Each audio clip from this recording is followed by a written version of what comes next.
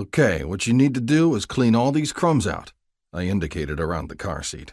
We had about 10 kids in the car last weekend, and we need it all cleaned out for when my sister's kid comes. He didn't comment on the fact that my truck only had room for 3 kids if I was lucky. Instead, he only nodded. Do you want me to take the seats out? He pointed at the baby's car seat that I'd installed that weekend. Reluctantly, I might add. My sister hadn't wanted to put it in yet, and I'd told her that it was better to be safe than sorry. She'd agreed, and I had placed the car seat in, expertly, I might add. Then again, I spent at least an hour each work week placing car seats into other people's cars. I was a sheriff's deputy with the Harrison County Sheriff's Office. It was the stupid new truck that I'd had a problem with.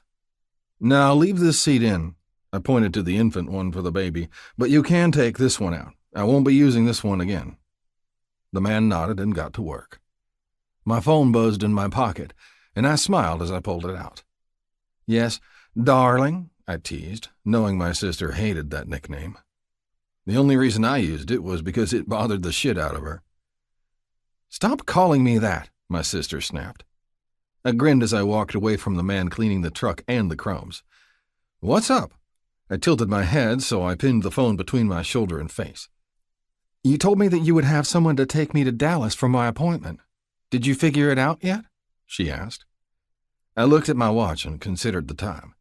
You do realize, right, that it's only a little after 6 in the morning? I wondered. What are you doing awake already? You're not answering me, she growled. I snorted. No, I haven't asked who I plan on asking yet. Does that answer your question? I knew it wouldn't. She grumbled low in her throat, making the laughter I was trying to hold back burst free of my own. I'm asking him when I get to work. Promise, I soothed. You never told me who he was, she hinted. I didn't, did I? I asked evasively. Capone, I called out loudly once I shut off my bike. Capone turned from where he was walking into the front of the station and crossed his arms over his chest and waited for me. What? He yelled. I grabbed my lunch that I'd picked up from Sonic on the way over and half ran, half jogged over to him. I need a favor, I informed him. He raised his brow at me. What? He pursed his lips.